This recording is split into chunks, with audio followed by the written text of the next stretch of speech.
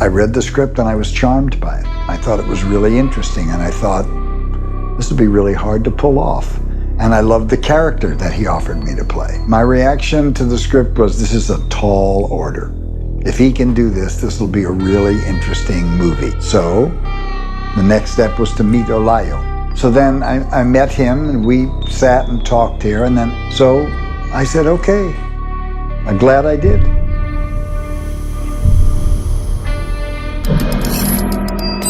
For someone who hasn't seen this movie, you'd have to imagine a very vivid conversation with yourself. And you know the way that your imagination will suddenly take you away, you'll think of something, you'll have an erotic fantasy, you'll forget where the grocery list is or your car keys.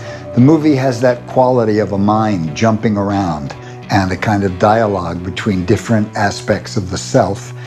And that self happens also to be a very smart person who's also commenting on the culture and values of materialism and manipulation and propaganda and our expectations of what movies and art are about.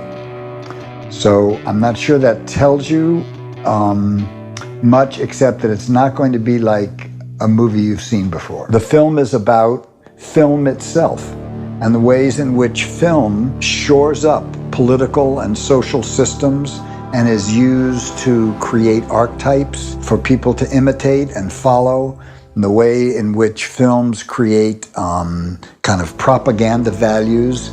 And so on a deeper level, it's really about the entire mental programming of the American system. Well, it's impossible to be totally original. So yeah, there are people like Jodorowsky, and there are people who've made kind of surrealistic films before, but I've never seen anything quite like This Is Not a Movie before.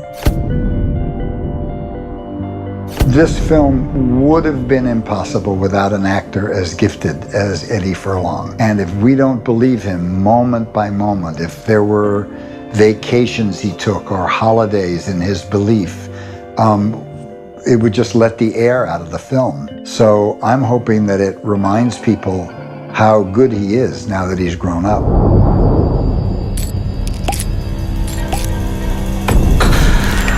First of all, we've both been bad boys, and I've been a good boy longer. He's sort of grown into finding out that you can't do certain things in the world and survive.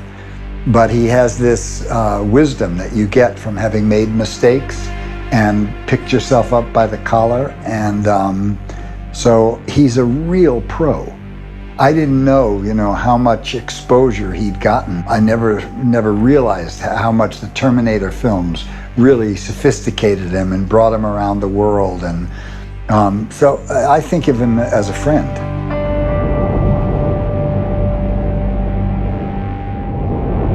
Well, I was with Olayo on the set and off the set, and there was no difference. We had as much fun eating dinner and laughing and talking and trading gossip as we did working together, laughing and talking and trading ideas.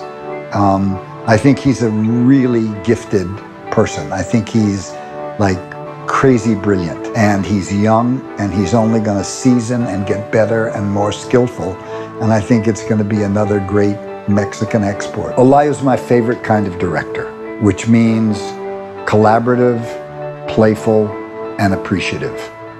He knew what he was doing. He wrote the script. He had a very clear idea of what he was doing, but he invited the actors' improvisation. He invited the actors to surprise him.